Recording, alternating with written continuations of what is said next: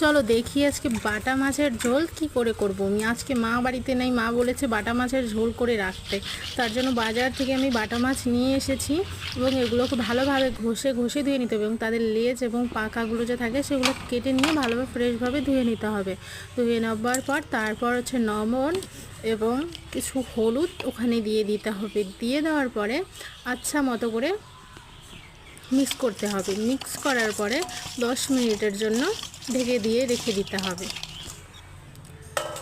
ঢেকে রেখে দিলাম। এরপর আদা লঙ্কা এবং সর্ষে বেটে নিব। বেটে নেওয়ার পরে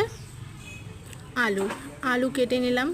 কেটে নেওয়ার পরে মাছ ভাজা স্টার্ট করলাম। গরম তেলে মাছ দিয়ে দিলাম। তারপর ভালোভাবে দু সাইডে উল্টে পাল্টে মচমচ করে মাছগুলো ভেজে নিয়ে নিতে হবে। ভেজে নেওয়ার পর এখন আলুটা ছেড়ে দিলাম গরম তেলের মধ্যে। ভালোভাবে ভাজা হয়ে যাওয়ার পর এখন মশলা করে দিলাম। মশলা দেওয়ার পরে দেখো মাছের ঝোল আমাদের